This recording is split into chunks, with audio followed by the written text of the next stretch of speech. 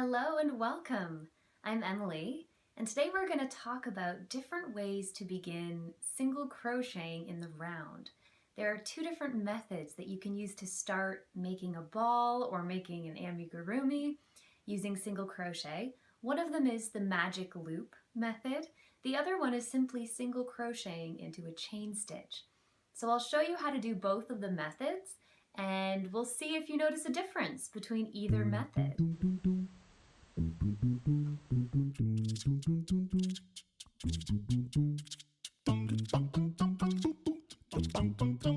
So we're going to start a technique called crocheting in the round, which is just a really fancy way of saying I'm crocheting in a circle. The first way to begin crocheting in the round, you might have heard of this before, it's called the magic ring. So we're going to try that method to begin crocheting in the round. To do a magic ring, you're just going to make a loop with your yarn, almost as if you're about to start a chain stitch. So you almost like you're going to create a loop for your hook to sit in like this, except we're not going to pull it the whole way through to make a magic loop. So I'm going to make a loop, a single loop with the yarn like this. I'm going to insert my crochet hook like I'm pulling up a loop, except I'm not going to tighten it. So it's just going to look like this for now. Using the working end of yarn, I'm going to chain one, and I'm going to start by doing 6 single crochet into the loop, just as if I were making a single crochet ball or the head of an amigurumi.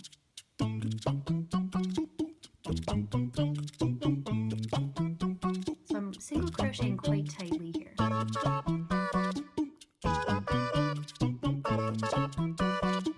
So I've got my 6 single crochet in the loop, plus that little chain one to begin with.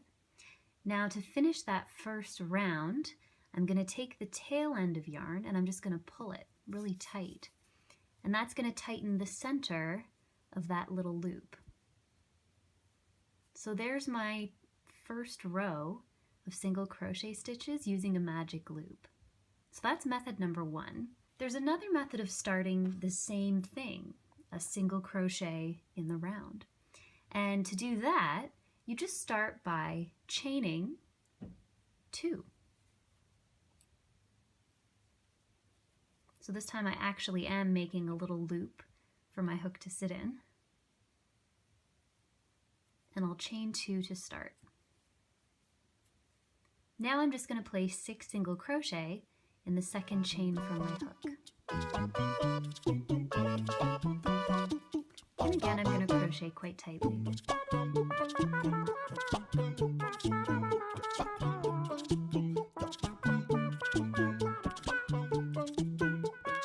So there's the first row using the chain method. And just like the magic loop, I can even pull the tail a little bit to tighten the center a tad. So here are my 2 examples. The pink loop is made by 6 single crochet into second chain from hook, and the turquoise loop is made using a magic loop and 6 single crochet into the magic loop.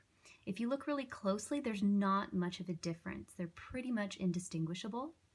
If I look really closely, there's a tiny little opening in the center of my pink loop. So if I crochet into a chain stitch, that might leave a tiny little opening. But the nice thing about the magic loop is that you can pull it so tightly, there's barely any opening at all. If you're doing a pattern where it says 6 single crochet into second stitch from hook or 6 single crochet into magic loop, you can use either method because, as you can see, they're pretty much indistinguishable. Whenever you're crocheting in the round, there's 2 ways that you can build up your rows. One is called crocheting in spiral rounds, and one of them is just called crocheting in rows. So I'm going to make a crochet ball right now, and the typical pattern for a crochet ball, after I finish row 1 of 6 single crochet, includes 2 single crochet in each stitch around.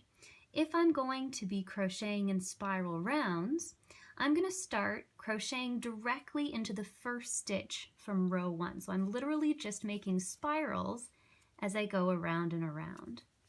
So I'm going to put 2 single crochet in that first stitch, and then I'm going to put 2 single crochet in every single stitch from my first row. So now I've got 2 single crochet in every single stitch from row 1. So I've got a total of 12 single crochet the whole way around. Because I'm crocheting in spiral rounds, I'm just going to keep going as I start row 3. The typical pattern for a single crochet ball starts with row 3, single crochet in the first stitch, 2 single crochet in the next stitch. And you repeat that pattern the entire way around.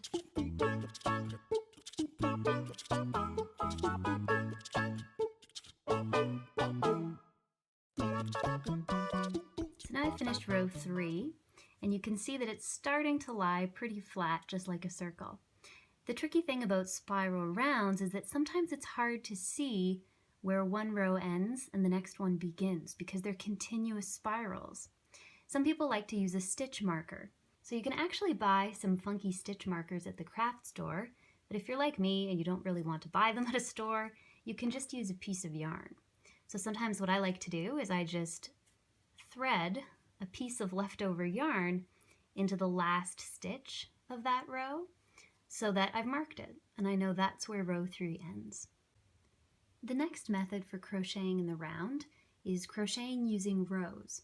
So every single row is like a little circle. So you're going to be crocheting a number of concentric circles, one on top of each other. Every row is going to end by slip stitching to the first stitch from your last row. There's my slip stitch. And the next row is going to start with a chain 1. Now, when I do it right now as an example, I'm going to ignore these chain 1s. I'm going to pretend they're not even a stitch in that row, which means they don't count as a stitch if I'm counting stitches. So in this first single crochet, I'm going to complete 2 single crochet. And I'm going to repeat that pattern the whole way around. So I will put 2 single crochet in each single crochet from my original row.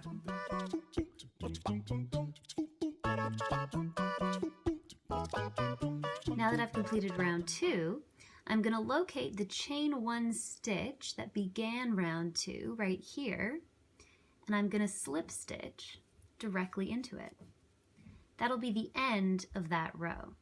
For the next row, I'll chain 1, and I'll put 1 single crochet into my first stitch, 2 single crochet into the next stitch.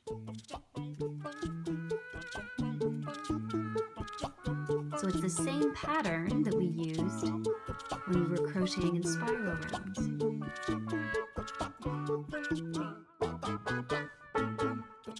So now that I've finished all the stitches in row 3, I'm going to locate that first chain stitch that began row 3, and I'm going to slip stitch directly into it.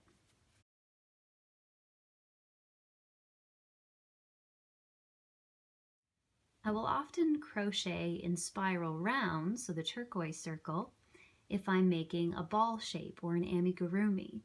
I'll crochet in rows if I'm making something where I want certain rows to be a certain color, and I want to make sure the whole row is the same color. So whenever you want little circles in your final piece, perfect little circles, you'll want to crochet using this method. If not, the best method to use is the spiral round method.